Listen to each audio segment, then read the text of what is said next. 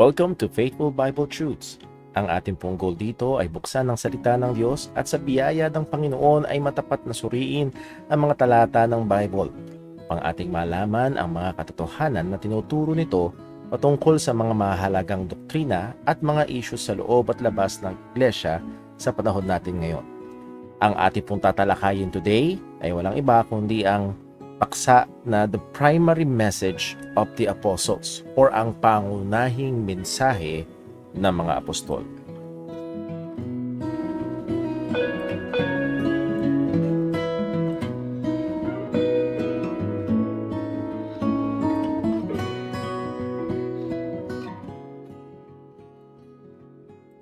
Hindi po maikakaila sa panahon natin ngayon na madaming iba't ibang relihiyon at madami sa mga ito ang nagkiklaim na sila ang tamang grupo, tamang sekta o tunay na iglesia. Dahil dito marami ang tao ang mga nalilito at ang iba ay tila baga sumusuko na lamang at hindi na lang nagbibigay pansin sa mga ito. Pero I want us to see at i-present sa atin ngayong araw na ito ang isang napakahalagang katotohanan na pagtitignan natin ang mga talata sa bagong tipan ng Biblia. Ang primary message o ang pangunahing mensahe ng mga alagad ni Jesus ay hindi patungkol sa relihiyon, hindi patungkol sa himala, at hindi rin patungkol sa pagyaman. Tignan natin kung ano ito. Mula ho sa aklat ng mga gawa, Kapitulo 5, talatang 42, ang sabi ng salita ng Diyos ay ito, "At araw-araw sa templo at sa mga bahay-bahay ay wala silang tigil sa pagtuturo at pangangaral na si Jesus ang Kristo." So makikita ho dati dito na ito ang pangunahing mensahe ng mga apostol. Ang mga apostol, pag tingnan natin ang konteksto ng talatang ito na ating binasa, ay inaresto dahil sa kanilang patuloy na pangangaral at pagtuturo. At nagkaroon ng matinding pagseselos at galit ang mga relihiyosong leader nung panahon na yon, at marami kasi ang mga taong nakikinig at nananampalataya kay Jesus na kanilang pinapako sa krus. Makikita natin yan sa chapter 4 and then also naulit dito sa chapter 5. So may matinding persecution na nangyayari. Actually, basahin natin ang naging tugon ng mga apostol nung sila ay kinwestiyon kung bakit nagpapatuloy sila sa pangangaral patungkol kay Kristo. Ang sabi sa aklat ng mga gawa 5 talatang 29, "Ngunit sumagot si Pedro at ang ibang mga apostol, ang Diyos ang dapat naming sundin at hindi ang mga tao. Ang Diyos ng ating mga ninuno ang nagbangon kay Jesus na inyong pinatay nang bitayin ninyo siya sa punong kahoy.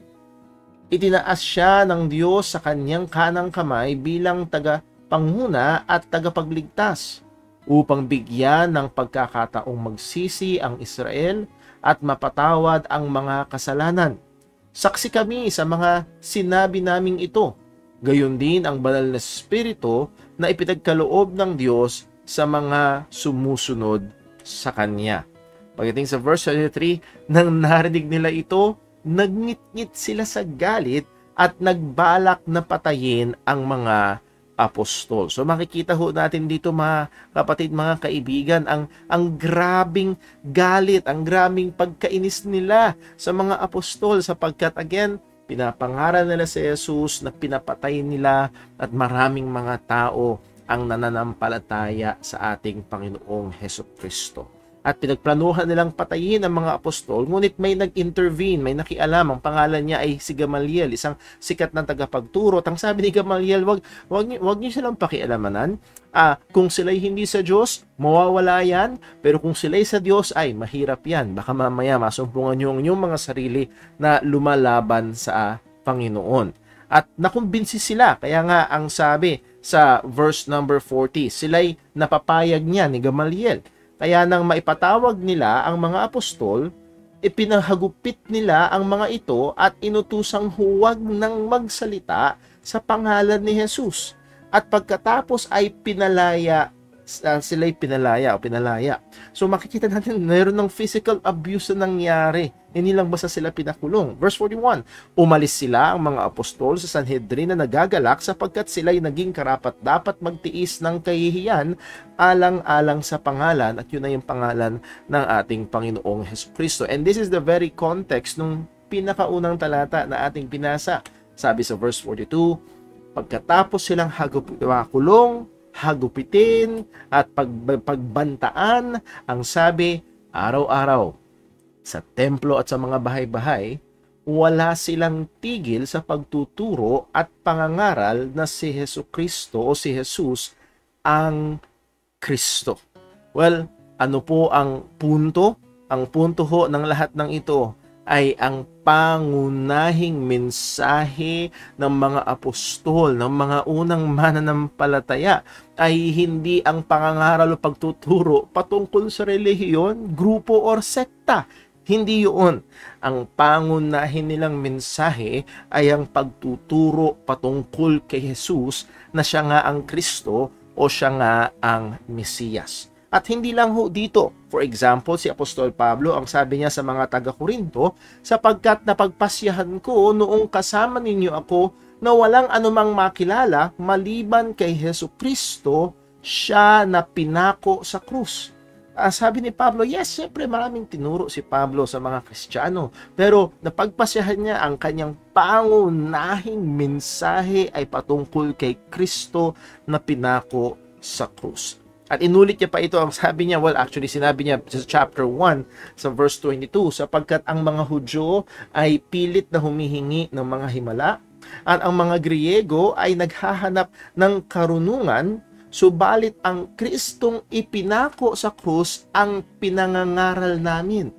Para sa mga Hudyo, ito'y katitisuran, at ang sa mga hentil naman ay kahangalan. Well, again, the point that I'm trying to make, mga kapatid, mga kaibigan, ang pangunahing mensahe nila ay hindi relihiyon, tradisyon, o kung ano man. Ito ay patungkol kay Kristo, kay Jesus na napako sa krus at muling nabuhay. Ito yung kanilang ipinapangaral.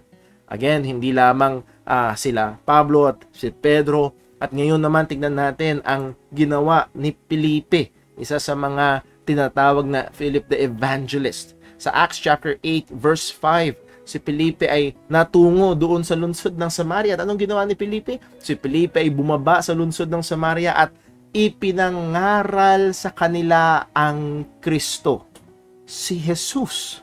Si Jesus. Hindi again grupo o relihiyon ang pangunahing mensahe. Hindi yun kung hindi si Jesucristo.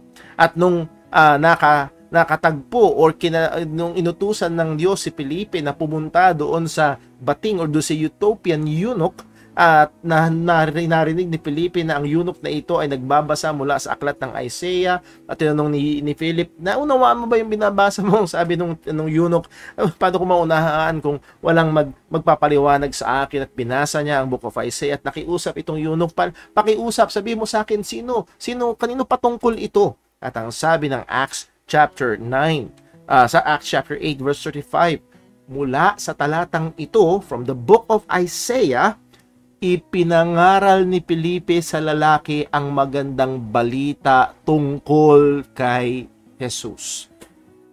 Again, patungkol kay Jesus. Patungkol kay Jesus ang kanilang patuloy at palagi ang ipinapangaral. At nung si Apostol Pablo ay sa kanyang mga missionary journeys at pag napupunta siya sa ibang mga lugar, for example, napunta siya sa Thessalonica dito sa Acts chapter 17 or mga Gawa kapitulo 17.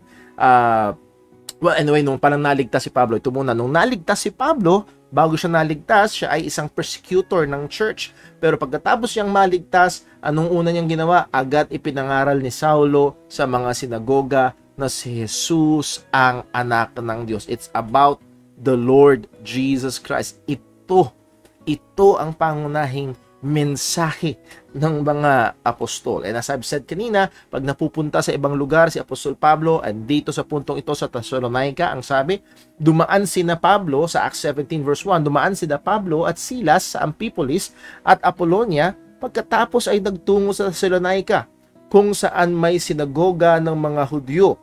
Ayon sa kanyang nakaugalian, pumasok si Pablo doon at sa loob ng 3 Sabbath ay nakipagtalakayan sa kanila gamit ang mga kasulatan. Na gusto lang i-highlight dito, ito ang kaugalian ni Pablo.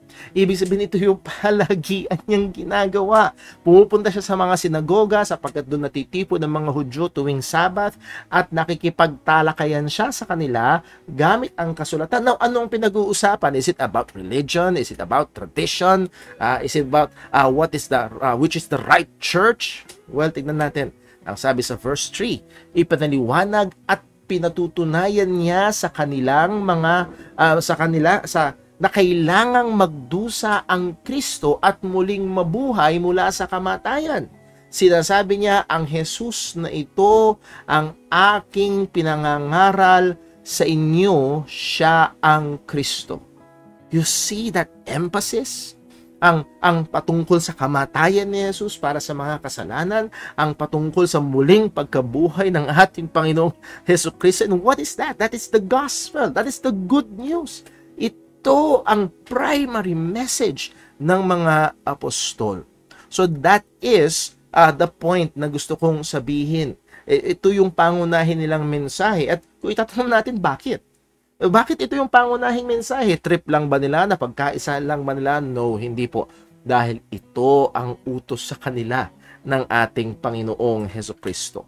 Ang sabi ni Jesus bago siya umakyat sa langit, sa Aklat ng Mga Gawa, 1, talatang 7, sinabi niya sa kanila, hindi na ninyo kailangang malaman pa ang mga oras o mga panahong itinakda ng Ama sa pamamagitan ng sarili niyang otoridad. Verse 8, sa halip, ito yung trabaho nyo.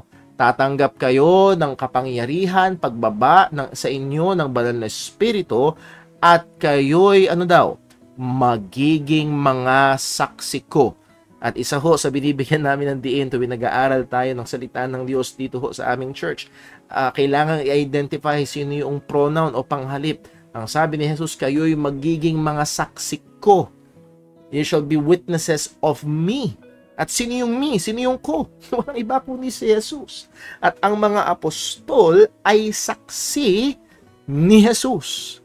Ang mga apostol ay saksi ni Jesus at ang mga Kristiyano pagkatapos ng mga apostol at ay patuloy na mga saksi, nagpapatotoo patungkol kay Jesus. So therefore, ang isang tapat na church, ang pangunahing mensahe is not about the name of their religion, but about the Lord Jesus Christ. So again, ang punto sa lahat ng ito, ang pangunahing mensahe at turo ng mga tunay at tapat na lingkod ni Jesus ay si Jesus. Ang ebanghelyo o ang mabuting balita tungkol sa ginawang pagliligtas ni Jesus, ang kanyang kamatayan para sa mga kasalanan at muling pagkabuhay na siyang kapangyarihan ng Diyos sa ikaliligtas, Romans 1 verse 16, sa bawat sumasampalataya, ito ang pangunahing mensahe ng mga apostol. Now, bakit? Bakit mahalaga ho ito? Sapagkat may bilin si Apostol Juan. Sa unang Juan 4, talatang 1, ang sabi niya, mga minamahal, huwag kayong maniwala sa bawat espiritu. Sa halip ay subukin ninyo ang mga espiritu kung ang mga ito sa Diyos. Sapagkat maraming huwad o hindi totoo na propeta ang narito na sa sanlibutan. Marami daw peke. Maraming hindi totoo na mga tagapagturo. Kaya dapat daw subukin. Hindi basta maniwala. Hindi lahat ng may dala ng Biblia ay totoo. And I would like to submit sa inyo mga kapatid, mga kaibigan, na isa sa mga pangunahing kaparaanan upang atin hong makita o matest ang mga nangangaral ay ito. Ano ba ang pangunahin nilang mensahe? Relihiyon ba? Himala ba? Pagyaman ba? Tradisyon ba nila? O yung kanilang leader? Well, nakita ho natin, pagdating sa Biblia, ang pangunahing mensahe ng mga apostol ay si Jesus. Araw-araw, sa templo at sa mga bahay-bahay, wala silang tigil sa pagtuturo at pangangaral na si Jesus ang Kristo. And let me end it with this. Bakit? Bakit si Kristo? Bakit si Jesus ang kanilang pangunahing mensahe? Ang sabi ng salita ng Diyos sa ito, sa iba ay walang kaligtasan, sapagkat walang ibang pangalan sa ilalim ng langit na ibinigay ng Diyos sa mga tao na sa ati makapagliligtas. Bakit si Jesus? Bakit laging si Jesus? Sapagkat si Jesus lamang ang paraan para tayong mga makasalanan ay maligtas. So what is the primary message of the apostles? It is the gospel. It is about the Lord Jesus Christ. So let me ask this question. Ikaw ba ay nanampalataya na sa Panginoong Jesucristo? Ikaw ba ay isang tunay ng Kristiyano?